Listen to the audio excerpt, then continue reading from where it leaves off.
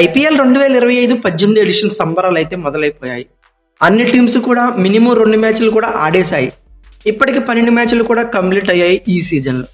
Almost అన్ని one sided మ్యాచ్లుగా మాట్లాడుకోవచ్చు. 1 or 2 matches మాత్రమే టఫ్ ఫైట్స్గా మారిపోయాయి. అయితే ఎప్పుడు పాయింట్స్ టేబుల్లో వెనక ఉండే టీమ్స్ ఈసారి తొలి నుండే టైటిల్ కోసం దండయాత్ర అయితే స్టార్ట్ చేశాయి. ఆర్సీబీ, ఢిల్లీ క్యాపిటల్స్ 2 మ్యాచ్లకు 2 గెలిచి మొదటి 2 ప్లేసుల్లో టాప్ ప్లేస్లో అయితే పాయింట్స్ టేబుల్లో ఉన్నాయి. ఇక రిమైనింగ్ ఫ్రాంచైజీలు 8 కూడా ఒక్కొక్క మ్యాచ్ గెలిచి తర్వాత స్పాట్స్లో ఆక్యుపై చేశాయి. అయితే ఈ సీజన్ చాలా రసవత్తరంగానే మారిందని చెప్పుకోవచ్చు. అయితే ఈ 18 ఎడిషన్లో 14వ మ్యాచ్గా ఒక 2 బిగ్ టీమ్స్ అయితే బిగ్ రైవలరీకి సిద్ధమైపోతాయి. అయితే బెంగళూరు చిన్నస్వామి స్టేడియం వేదికగా ఆర్సీబీకి హోమ్ గ్రౌండ్గా ఈ ఎడిషన్లో 14వ మ్యాచ్గా ఏప్రిల్ 2న రాత్రి 7:30 గుజరాత్ టైటన్స్తో ఒక ఇంట్రెస్టింగ్ పోర్క్ అయితే ఆర్సీబీ సిద్ధమైపోయింది. జీటీ తొలి మ్యాచ్లో ఓడింది. ఆ తర్వాత అనూహ్యంగా పుంజుకొని ముంబై ఇండియన్స్ను ఓడించి జీటీ అయితే బోనీ కొట్టేసింది. ఆ విజయంతోనే రెట్టింపు ఉత్సాహంతో ఈ మ్యాచ్కి అయితే ఆర్సీబీ మీద అపోనెంట్గా సిద్ధమైపోయింది. అలానే అదర్ ఎండ్లో ఆర్సీబీ ఈసారి చాలా డిఫరెంట్గా కనబడుతుంది. వీళ్ళ ప్లేయింగ్ లెవెన్ అని చెప్పుకోవచ్చు. సాలిడ్ ప్లేయింగ్ లెవెన్తో డీసెంట్గా అన్ని జోన్లలోనూ అదరగొట్టేస్తుంది. ఆల్రౌండ్ షోతో ఒక మాటలో చెప్పాలంటే ఆల్రౌండ్ షోతో అదరగొట్టేస్తుంది.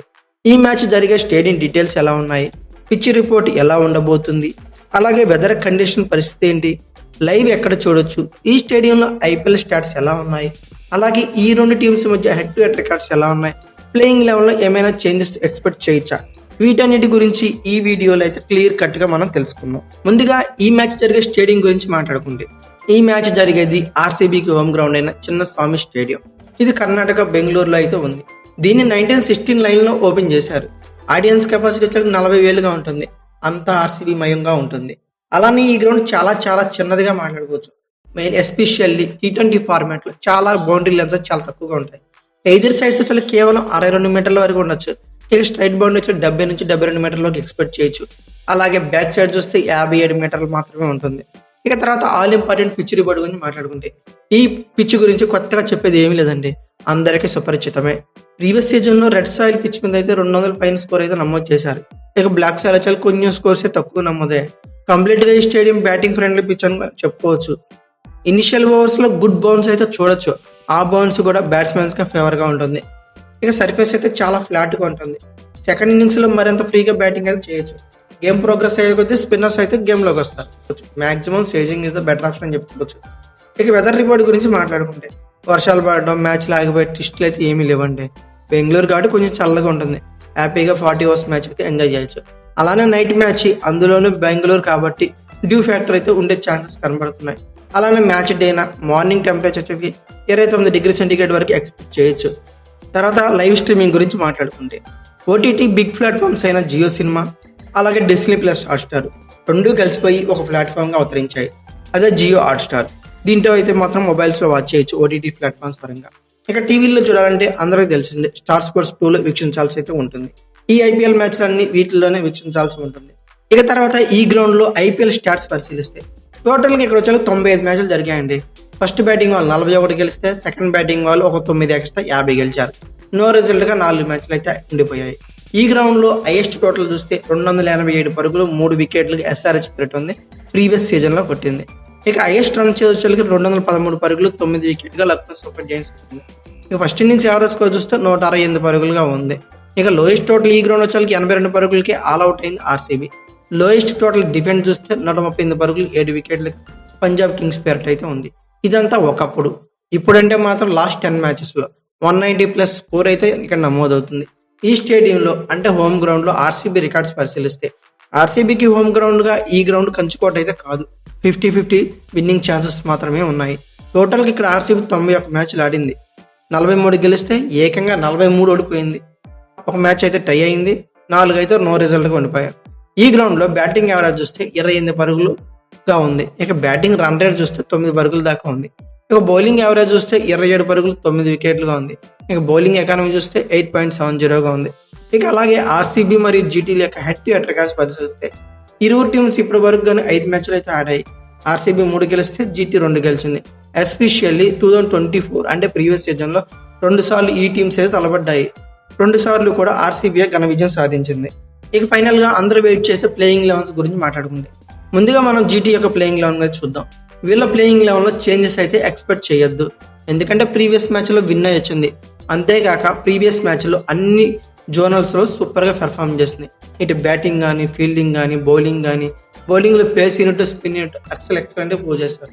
సో నేనైతే చేంజెస్ ఎక్స్పెక్ట్ చేయడం లేదు. ఏమన్నా చేంజెస్ కావాలనుకుంటే అది ఖచ్చితంగా ఇంపాక్ట్ ప్లేయర్స్ దగ్గర మారే ఛాన్స్ ఉంది. ఇక జీటీ యొక్క ప్లేయింగ్ లెవెన్లో mainly top order very very very well in form, especially Sai Sudharsan. Slow start ఇస్తున్నప్పటికీ ఆ తర్వాత తన విధ్వంసం అయితే వేరే లెవెల్. ఇంతవరకు వీళ్ళ టాప్ ఆర్డర్ జీటీ టీంని ఫ్రంట్ ఫుట్లో ఉంచారు అనడంలో సందేహం లేదు. ఇక ఫస్ట్ మ్యాచ్లో ఓడిన జీటీ టాప్ 4 బ్యాటర్స్ మాత్రం టాప్ నాక్స్ అయితే ఆడారు. సాయి సుదర్శన్, శుభ్మాన్ గిల్ ఇద్దరు బెస్ట్ స్టార్ట్స్ అయితే ఇస్తున్నారు. ఎస్పెషల్లీ శుభ్మాన్ గిల్ అయితే 5th గేర్లో బ్యాటింగ్ చేస్తున్నారు ఫస్ట్ నుంచే. ఇమీడియట్లీ జోస్ బట్లర్, స్టీఫెన్ రుదర్ఫర్డ్ ఇద్దరు కూడా అగ్రెసివ్గా బ్యాటింగ్ చేస్తున్నారు. నలుగురు కూడా సూపర్ ఫామ్లో ఉన్నారు. అలాగే వీళ్ళకి సపోర్టివ్గా వెనకాల ఫినిషింగ్ వచ్చేకి షారుఖ్ ఖాన్, రాహుల్ త్రిపాఠియా, రషీద్ ఖాన్తో సాలిడ్ లైనప్ అయితే కనబడుతుంది. సో బ్యాటింగ్ యూనిట్లో పెద్దగా చేంజెస్ అయితే ఎక్స్పెక్ట్ చేయలేం. ఇక బౌలింగ్ యూనిట్ గురించి మాట్లాడుకుంటే ముందుగా మాట్లాడుకోవాల్సింది మొహమ్మద్ సిరాజ్. ఫస్ట్ మ్యాచ్లో ఫెయిల్ అయినప్పటికీ సెకండ్ మ్యాచ్లో వేరే లెవెల్లో బౌలింగ్ చేశాడు, ముంబైని వణికించాడు. ఇక పాత సిరాజ్ కనిపించాడని చెప్పుకోవచ్చు. అలానే కగిసో రబాడా ఎంతటి బౌలర్ అనేది మనందరికీ తెలిసిందే, అతని గురించి ప్రత్యేకంగా చెప్పుకునేది ఏం లేదు. అలానే ప్రీవియస్ మ్యాచ్లో ప్రసిద్ధ్ కృష్ణ ఎక్స్ట్రాడినరీ బౌలింగ్ చేశాడు. 4 ఓవర్లో కేవలం 18 పరుగులు 2 వికెట్లు పడగొట్టాడు. అలానే ఈశాంత్ శర్మ కూడా మంచి సపోర్టింగ్ గా ఉంటాడు. ఇక స్పిన్ యూనిట్ గురించి మాట్లాడుకుంటే రషీద్ ఖాన్ అలాగే సాయి కిషోర్ ఇద్దరు కూడా సూపర్ బౌలర్స్ అని తెలిసిందే. సాయి కిషోర్ ఫస్ట్ మ్యాచ్ లో సెకండ్ మ్యాచ్ లో క్లియర్ డామినెన్స్ అని చూపించాడు బాల్ తో. సో ఈతను ఒకసారి మరోసారి కీలకంగా ఉన్నాడు. ఓవరాల్ గా జీటీ యొక్క ప్లేయింగ్ పేపర్ మీద పరిశీలిస్తే Sai Sudharsan, Shubman Gill, Jos Buttler, Shahrukh Khan, Stephen Rutherford, Rahul Tewatia, Rashid Khan, Kagiso Rabada, Sai Kishore, Mohammed Siraj, Prasidh Krishna impact players గా ఈశాంత్ శర్మ లేదంటే ఏదైనా బ్యాటర్ని యూజ్ చేసుకునే ఛాన్సెస్ అయితే కనబడుతున్నాయి. ఇక తర్వాత ఆర్సీబీ యొక్క ప్లేయింగ్ లెవెన్ గురించి మాట్లాడుకుంటే కేకేఆర్ లో ఫిలిప్ సాల్ట్ నుండి ఎటువంటి విధ్వంసాలు చూసామో ప్రీవియస్ సీజన్ లో, అలాంటి ఫ్లయింగ్ స్టార్ట్స్ అయితే ఫిలిప్ సాల్ట్ ఆర్సీబీలోను కంటిన్యూ చేస్తూ వస్తున్నాడు. తొలి నుండే అపోనెంట్ మీద ఎదురు దాడి చేస్తూ క్లియర్ డామినెన్స్ తో వాళ్ళందరినీ బ్యాక్ ఫుట్లు అయితే ఉంచుతున్నాడు. అలానే విరాట్ కోహ్లీ మంచి టచ్ లోనే ఉన్నాడు. బట్ ఇతని స్ట్రైక్ రేట్ అయితే ఉండే కొద్ది రోజులు తగ్గుతూ వస్తుంది. ఖచ్చితంగా దాన్ని ఇంప్రూవ్ చేసుకుంటే మంచి నాక్స్ అయితే ఇంకా బాగుంటాయని చెప్పుకోవచ్చు. ఇక దేవదత్ పడికల్, రజత్ పటిదార్తో Liam Livingstone solid middle order అయితే కనబడుతుంది. అందరూ మంచి టచ్ లో ఉన్నారు, మంచి ఫైటింగ్ చేసి స్కోర్ చేస్తున్నారు. ఎస్పెషల్ రజత్ పటిదార్ అయితే డామినెన్స్ అయితే క్లియర్ గా కనబడుతుంది. అలానే ఫినిషింగ్ లో Krunal Pandya, Jitesh Sharma, especially Tim David CSK match చెత్త కొట్టేశాడు. మరోసారి ఇలాంటి విధ్వంసకరమైన ఇన్నింగ్స్ హోమ్ గ్రౌండ్ లో అయితే ఖచ్చితంగా వస్తుంది. నా ఒపీనియన్ అయితే మాత్రం టిమ్ డేవిడ్ కి ఆర్సీబీ హోమ్ గ్రౌండ్ అని Chinnaswamy Bengaluru stadium correct match అవుతుందండి. అతను డిఫెండ్ చేసిన 6 స్కోప్ అయితే కనబడుతుంది. అతని నుండి బ్యాట్ నుండి మంచి పరుగులు అయితే చూడాలని అయితే ఆశిస్తున్నాను. ఇక ఓవరాల్ గా బౌలింగ్ యూనిట్ గురించి మాత్రం చాలా ఇంప్రెసివ్ గా కనబడుతుంది. అంతకుముందు బౌలింగ్ యూనిట్ అస్సలు ఏం బాగుండేది కాదు. అలాగే ఫినిషింగ్ మిడిల్ ఆర్డర్ పూర్గా ఉండేది. బట్ ఈ జోన్ లో మాత్రం ఆర్సీబీ మంచిగా అటెంప్ట్ చేస్తుందని చెప్పుకోవచ్చు. ఇక అలాగే భువనేశ్వర్ కుమార్తో మంచి డీసెంట్ బౌలింగ్, ఎకనామికల్ బౌలింగ్ చేసే బౌలర్ అయితే ఉన్నాడు. అలానే జోష్ హెజల్వుడ్ ముందు నుంచే మంచి మంచి బ్రేక్స్ ఇస్తూ అపోనెంట్స్ బ్యాక్ ఫుట్ లో తీసుకెళ్తున్నాడు. అలానే యాష్ డయల్ కూడా మంచి రిధంలో కనబడుతున్నాడు.